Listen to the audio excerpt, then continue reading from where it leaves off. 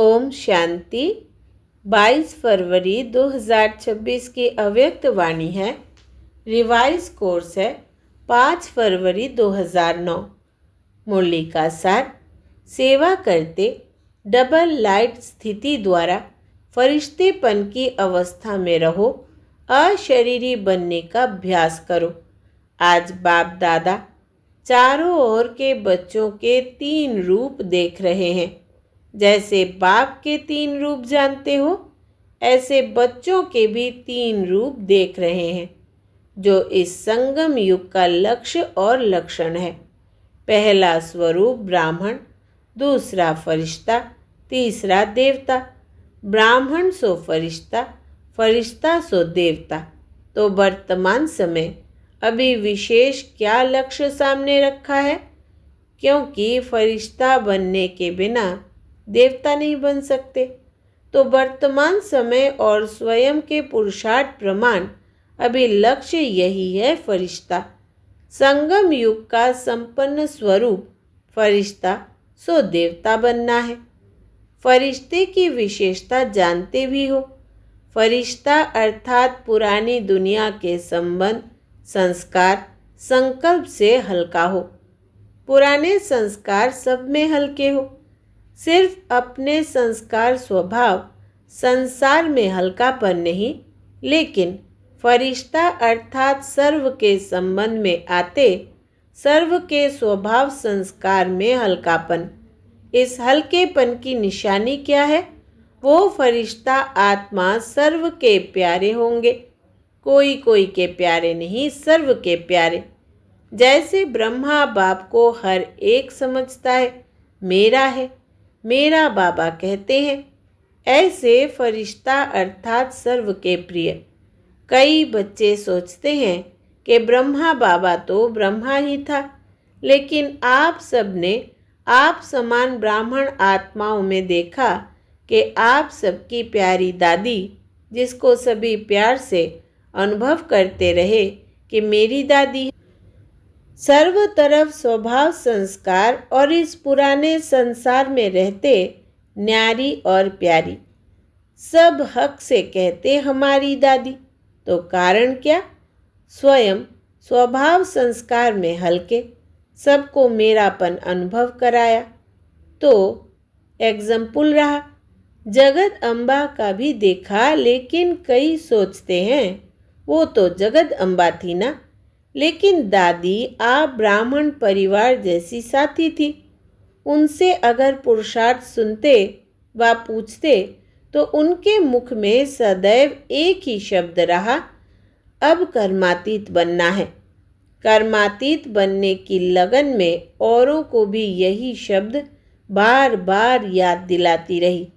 तो हर ब्राह्मण का अभी लक्ष्य और लक्षण विशेष यही रहना चाहिए, है भी, लेकिन नंबरवार है। यही लगन हो, अब फरिश्ता बनना ही है। फरिश्ता अर्थात इस देह, साकार देह से न्यारा, सदा लाइट के देहधारी। फरिश्ता अर्थात इस कर्मेंद्रियों के राजा। बाप दादा ने पहले भी सुनाया कि सारे सृष्टि चक्र के अंदर एक ही बाप दादा है, जो फलक से कहते हैं कि मेरा एक एक बच्चा राजा बच्चा है, स्वराज्य अधिकारी है। तो फरिश्ता अर्थात स्वराज्य अधिकारी। ऐसा स्वराज्य अधिकारी आत्मा लाइट के स्वरूपधारी। कोई भी ऐसे लाइट के डबल हल्केपन की स्थिति में स्थित होके अगर कोई को भी मिलते हैं, तो उनके मस्तक में आत्मा ज्योति का भान चलते फिरते भी दिखाई देगा। अभी यह तीव्र पुरुषार्थ का लक्ष्य और लक्षण सदा इमर्ज रखो। जैसे ब्रह्मा बाप में देखा, अगर कोई भी मिलता, दृष्टि लेता, तो बात करते करते क्या दिखाई देता, और लास्ट में अनुभव किया कि ब्रह्मा बाप बात करते करते भी मीठी अशरीरी स्थिति में स्थित हो जाता। चाहे कितना भी सर्विस समाचार हो, लेकिन दूसरों को भी सेकंड में अशरीरीपन का अनुभव कराते रहे। और कोई भी मुरली में चेक करो तो बार बार मैं अशरीरी आत्मा हूँ, आत्मा का पाठ एक ही मुरली में कितनी बार याद दिलाते रहे। तो अभी समय अनुसार छोटी छोटी विस्तार की बातें, स्वभाव संस्कार की बातें अशरीरी अवस्था से दूर कर देती है। अभी इसमें परिवर्तन चाहिए। बाप दादा ने देखा सेवा में रिजल्ट अच्छी हो रही है, सेवा के लिए मेजॉरिटी को उमंग उत्साह है, प्लान भी बनाते रहते हैं, संदेश देना यह भी आवश्यक है। और बाप दादा ने आज भी भिन्न भिन्न वर्ग की, भिन्न भिन्न स्थान के सेवा की अच्छी रिजल्ट देखी। लेकिन सेवा के साथ अशरीरीपन का वायुमंडल मेहनत कम और प्रभाव ज़्यादा डालता है। सुना हुआ अच्छा तो लगता है, लेकिन वायुमंडल से अशरीरीपन की दृष्टि से अनुभव करते हैं और अनुभव भूलता नहीं है। तो फरिश्तेपन की धुन अभी सेवा में विशेष एडिशन करो। कोई ना कोई शांति का, खुशी का, सुख का, आत्मिक प्रेम का अनुभव कराओ। चलन में प्यार, प्रेम और जो खातिरी करते हो संबंध से, परिवार से, वो तो अनुभव करके जाते हैं। लेकिन अतीन्द्रिय सुख की फीलिंग, शांति का रूहानी नशा अभी वायुमंडल और वाइब्रेशन द्वारा विशेष अटेंशन में रखो। विशेष अनुभव कराओ, कोई ना कोई अनुभव कराओ। जैसे सिस्टम में प्रभावित होके जाते हैं, ऐसे सिस्टम परिवार के प्यार की और कहाँ भी नहीं मिलती। ऐसे अभी कोई ना कोई शक्ति का, कोई ना कोई प्राप्ति का अनुभव करके जाए। अभी 70 से 72 वर्ष पूरे हो रहे हैं। इतने समय की रिजल्ट में क्या देखा? मेहनत की है, लेकिन अभी तक ब्रह्मा कुमारियाँ काम कर रही है। ब्रह्मा कुमारियों का ज्ञान अच्छा है। देने वाला कौन? चलाने वाला कौन? सोर्स कौन? आप सबसे बाबा शब्द सुन करके कहते भी है बाबा है इन्हों का, लेकिन मेरा वही बाबा है। बाप की प्रत्यक्षता अभी गुप्त रूप में है। बाबा बाबा कहते हैं, लेकिन मेरा बाबा, मैं बाबा का बाबा मेरा, यह कोटों में कोई के मुख से निकलता है। तो संगम युग का लक्ष्य क्या है? हम सब आत्माओं का बाप आ गया। वर्षा तो बाप द्वारा मिलेगा ना। वो प्रभाव फरिश्ता अवस्था से वायुमंडल फैलेगा। इन्हों की दृष्टि से लाइट मिलती है। इन्हों की दृष्टि में रूहानियत की लाइट नजर आती है। तो अभी तीव्र पुरुषार्थ का यही लक्ष्य रखो। मैं डबल लाइट फरिश्ता, चलते फिरते फरिश्ता स्वरूप की अनुभूति को बढ़ाओ। अशरीरीपन के अनुभव को बढ़ाओ। सेकंड में कोई भी संकल्पों को समाप्त करने में, संस्कार स्वभाव में डबल लाइट। कई बच्चे कहते हैं हम तो हल्के रहते हैं, लेकिन हमको दूसरे जानते नहीं हैं। लेकिन ऐसे डबल लाइट फरिश्ता, तो डबल लाइट की लाइट क्या छिप सकती है? छोटी छोटी सी स्थूल लाइट चार्ज हो या माचिस की तीली हो, लाइट कहाँ भी जलेगी, छिपेगी नहीं। और यह तो रूहानी लाइट है। तो अपने वायुमंडल से उन्हों को अनुभव कराओ कि यह कौन है। चाहे जगदम्बा, चाहे दादी ने कहा नहीं कि मुझे जानते नहीं है, अपने वायुमंडल से सर्व की प्यारी रही, इसलिए दादी का मिसाल देते हैं। क्योंकि ब्रह्मा बाप के लिए भी सोचते हैं। ब्रह्मा बाबा में तो शिव बाबा था। शिव बाप के लिए भी सोचते कि वो तो है ही निराकार, न्यारा और निराकार। हम तो स्थूल शरीरधारी है।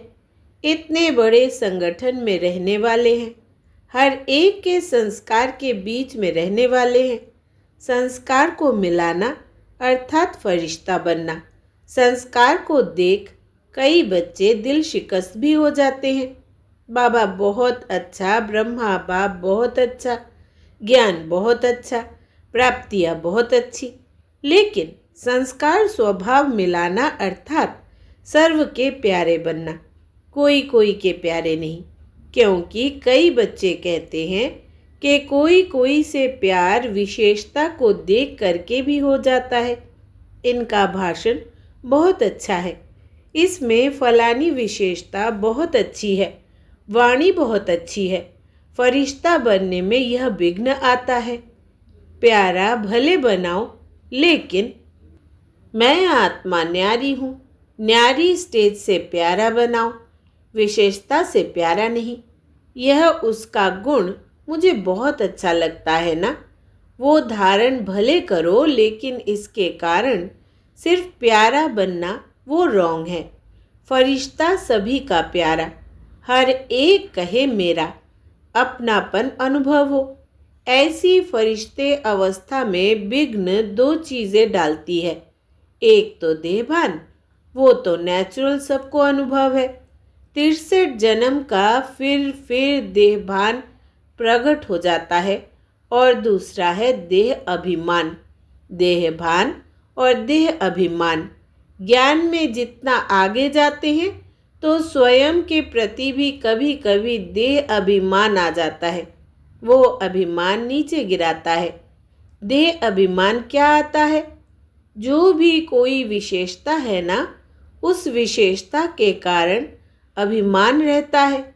मैं कोई कम हूँ, मेरा भाषण सबको पसंद आता है, मेरी सेवा का प्रभाव पड़ता है, कोई भी कला, मेरी हैंडलिंग बहुत अच्छी है, मेरा कोर्स कराना बहुत अच्छा है। कोई ना कोई ज्ञान में आगे बढ़ने में, सेवा में आगे बढ़ने में यह अभिमान अपने प्रति भी आता और दूसरे के गुण या कला या विशेषता प्रति भी प्यार हो जाता। लेकिन याद कौन आएगा? देहभान ही याद आएगा ना। फलाना बुद्धि का बहुत अच्छा है, मेरी हैंडलिंग बहुत अच्छी है। यह अभिमान सेवा व पुरुषार्थ में आगे बढ़ने वालों को अभिमान के रूप में आता है। तो यह भी चेक करना है। और अभिमान वाले को अभिमान है तो इसको चेक करने का साधन है। अभिमान वाले को ज़रा भी कोई ने अपमान किया, उसके विचार का, उसकी राय का, उसकी कला का, उसकी हैंडलिंग का अपमान हुआ, बहुत जल्दी महसूस होगा। और अपमान महसूस हुआ, उसकी और सूक्ष्म निशानी क्रोध का अंश पैदा होता है। रौब वो फरिश्ता बनने नहीं देता। तो वर्तमान समय के हिसाब से बाप दादा फिर से इशारा दे रहा है। अपना संगम युग का लास्ट स्वरूप फरिश्ता अब जीवन में प्रत्यक्ष करो, साकार में लाओ। फरिश्ता बनने से अशरीरी बनना बहुत सहज हो जाएगा। अपनी चेकिंग करो कि अपनी विशेषता या और किसकी विशेषता से सूक्ष्म रूप में भी कोई लगाव व अभिमान तो नहीं है। कई बच्चों की अवस्था कोई छोटी सी बात भी होगी ना तो नीचे ऊपर हो जाती है। दिल खुश, चेहरा खुश, उसके बजाय या चिंतन वाला चेहरा या चिंता वाला चेहरा हो जाता और चलते चलते दिल शिकस्त भी हो जाते। दिल खुश के बजाय दिल शिकस्त। तो समझा, अब अपने संगम युग की लास्ट स्टेज फरिश्तेपन के संस्कार इमर्ज करो। जैसे ब्रह्मा बाप को देखा, फॉलो फादर करना है ना। बात करते करते लास्ट में कई बच्चों को अनुभव है। सुनाने आए समाचार, लेकिन समाचार से परे, आवाज़ से परे स्थिति का अनुभव किया हुआ देखा है। कई बातों का समाचार सुनाने बहुत प्लान बनाकर आते, यह बताऊंगा, यह बताऊंगा, यह पूछूंगा, लेकिन सामने आते क्या बोलना था वही भूल जाता। तो यह है फरिश्ता अवस्था। तो आज क्या पाठ पक्का किया? मैं कौन? फरिश्ता। किसी बातों से, किसी की विशेषताओं से व अपनी विशेषता से दे अभिमान से परे डबल लाइट फरिश्ता, क्योंकि फरिश्ता बनने के बिना देवता का ऊंचा पद नहीं मिलेगा। सतयुग में तो आ जाएंगे, क्योंकि बच्चे बने हैं। वर्षा तो मिलेगा, लेकिन श्रेष्ठ पद नहीं। जो वायदा है, सदा साथ रहेंगे, साथ साथ राज्य करेंगे। तख्त पर भले नहीं बैठे, लेकिन राज्य अधिकारी बने। वहाँ की राज्यसभा देखी है ना? जो भी राज्यसभा के अधिकारी है, वो तिलक और ताजधारी। राज्य का तिलक, राज्य की निशानी ताज। तो बहुत समय से स्वराज्य अधिकारी, बीच बीच में नहीं, बहुत समय के स्वराज्य अधिकारी तख्त पर भले नहीं बैठे, लेकिन रॉयल फैमिली के अधिकारी बन जाते हैं। अच्छा, आज जो पहली बारी आए हैं वो उठो। अच्छा, पौनी सभा तो उठी हुई है। अच्छा, जो भी पहली बारी आए हैं उन सभी को बाप से साकार में मिलने की पहले बारी की जन्म की मुबारक हो। बाप दादा का सभी आए हुए बच्चों को यही वरदान है कि आए टू लेट के समय है, लेकिन नए आए हुए बच्चों प्रति एक विशेष वरदान है कि कभी भी यह संकल्प नहीं करना कि हम आगे कैसे जा सकते। टू लेट आने वाले को अभी तो लेट में आए हो, टू लेट में नहीं आए हो। और अभी आप सबको विशेष बाप दादा और निमित्त बने हुए ब्राह्मण परिवार के भाई बहनों की विशेष सहयोग की भावना है कि अगर आप थोड़े समय को, एक एक सेकंड को सफल करने का, क्योंकि थोड़े समय में बहुत पाना है, एक सेकंड भी व्यर्थ नहीं गंवाना। कर्म योगी बन के चलना, कर्म नहीं छोड़ना है, लेकिन कर्म में योग ऐड करते कर्म और योग का बैलेंस रखना है। तो बैलेंस रखने वाले को ब्लेसिंग एक्स्ट्रा मिलती है। तो जो भी लेट में आए हो, टू लेट अभी आगे लगना है। आपको चांस है, थोड़े समय में बहुत पुरुषार्थ कर सकते हो। बाप दादा वरदान देते हैं कि हिम्मते बच्चे मददे बाप है ही। सभी चारों ओर के बच्चों को बाप दादा के दिल की दुआएं, पदम गुणा बधाइयाँ और मुबारक दे रहे हैं। और आने वाले अथवा जो पत्र ईमेल भेजते हैं, उन्हों का सेकंड से भी कम समय में बाप दादा के पास पहुंच जाता है। उन्हों को भी और बाप दादा की प्यासी आत्माएं बांधे लिया, जो मार को भी गले का हार बना देती है। ऐसी आत्माओं को भी याद प्यार और नए नए स्नेही आत्माएं जो अभी निकल रही है, लेकिन कम स्नेही और सहयोगी डबल होना चाहिए। तो चारों ओर के सभी युवा, वृद्ध, बच्चे, माताएं, पांडव सभी को मुबारक हो। अच्छा, वरदान है आज का। साकार और निराकार बाप के साथ द्वारा हर संकल्प में विजयी बनने वाले सदा सफल मूर्त भव।